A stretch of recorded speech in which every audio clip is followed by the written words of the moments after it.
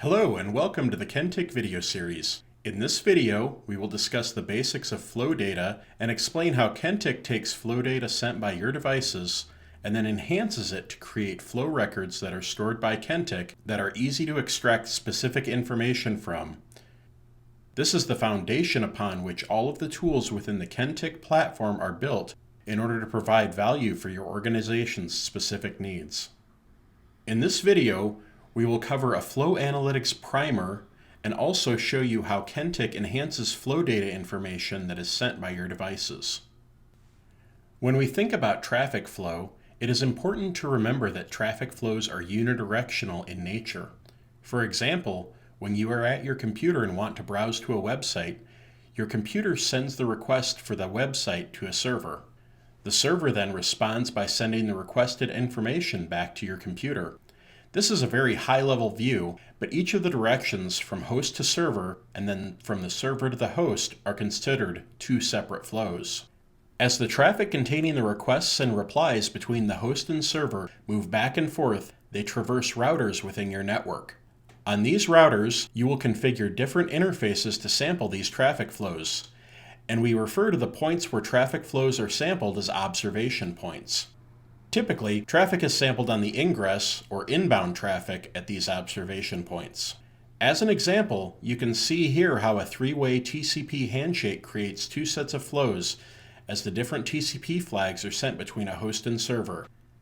Now that we have some basic knowledge on how traffic flows work, how they are unidirectional, let's look at how the traffic flows are collected to create flow records on your device, and then how those flow records are exported to Kentik. On your router, you will have configured interfaces which will sample traffic flows as they traverse that interface.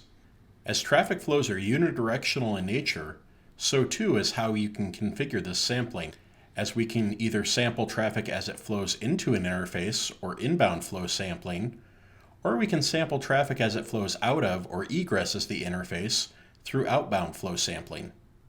As traffic flows are sampled by this metering process, your router then sends information from those sampled flows to the flow cache on your device. The purpose of the flow cache is to hold flow records on the device for the lifetime of the traffic flow, and to update records with incrementing counters for things such as bytes, packets transferred, different TCP flags that are observed, and other items within the flow records. The final process on the router is to then export flow records to a destination where they can be examined and used to derive information about traffic on your network. This exporter process keeps track of the flows that are contained within the active flow cache. When you configure your flow sampling protocol on your router, you will either configure active and inactive timers for the flow cache, or you will use the default timer settings for that protocol. The exporter process then determines when a flow record should be sent from the flow cache to the export destination, which in our case is to Kentik. The flow exporter will decide that a flow is ready to be sent when either the record is appended with a finish or reset flag, if a flow has been in the cache without any updates for a period that meets or exceeds the inactive flow timer, or when the flow has resided in the flow cache for a period of time greater than or equal to the active flow timer configured on the device. As we have seen so far, there is a multi-step process between how traffic flows are sampled, stored, and tracked, and then exported from a router to Kentik. In this slide, we can see a packet capture of an individual flow record which has been exported to Kentik.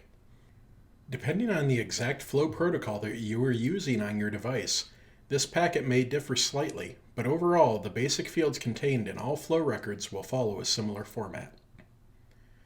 The primary information that Kentik uses from these flow records and maintains within our database are in these records. This includes information such as the flow size, which is listed in total packets and in octets. Octets are another representation for bytes, as an octet contains 8 bits or 1 bytes in terms of the size of the packets that are represented by this flow record.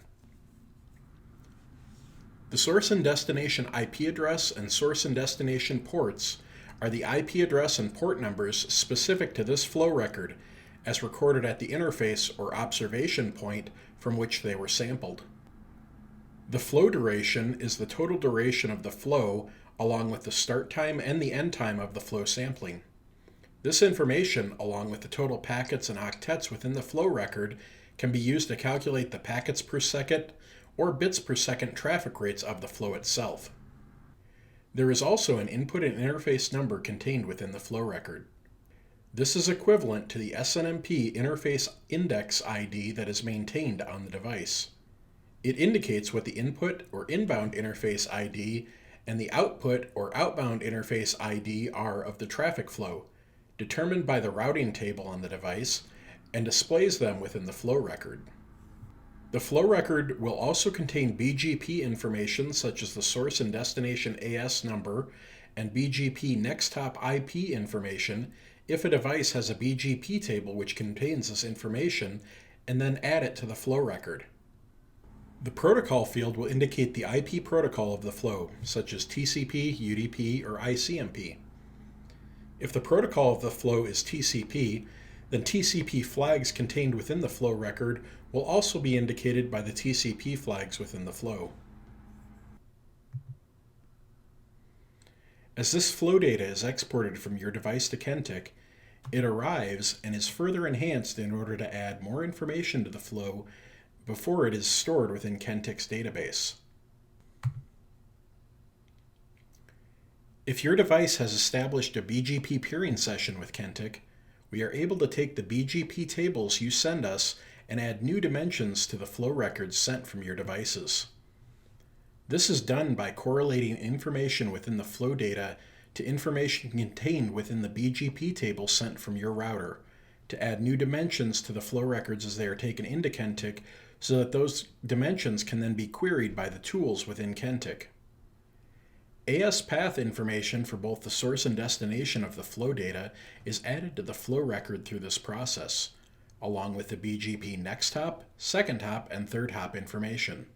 We are also able to see if any BGP communities are added based on the BGP table and flow data information, and add that to the flow record at ingest.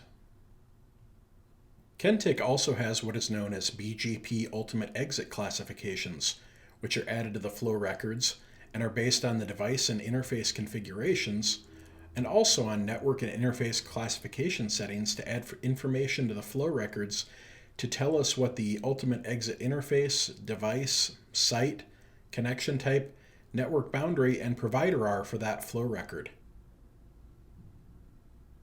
Kentik also adds classifications for threat analytics, which are based on a daily feed that is received from Spamhaus, a third-party provider of threat information for both threat list and botnet command and control known addresses. The threat list information typically contains well-known malware that is known to originate or terminate at the IP addresses contained within the flow record.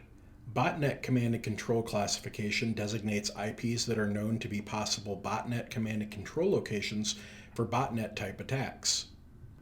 If the source and destination of a flow do not match any known threats, then these fields will remain blank.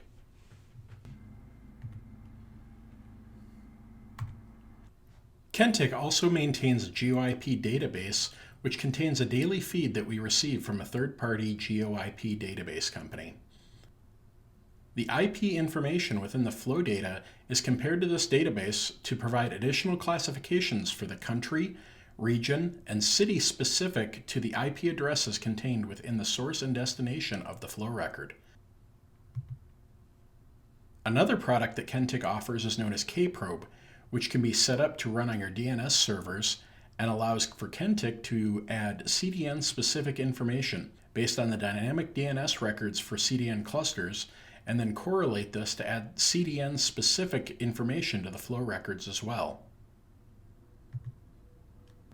Once all of these enhancements to the original flow records is completed during the ingestion process, that enhanced flow data is then stored into the Kentik Data Engine, or KDE, where it is used by the tools that Kentik provides within the portal. It can also be queried via API calls to the Kentik database. These tools and API methods will be covered in later videos. Thank you for watching today's video on flow and the enhancements that are made by Kentik to your flow data.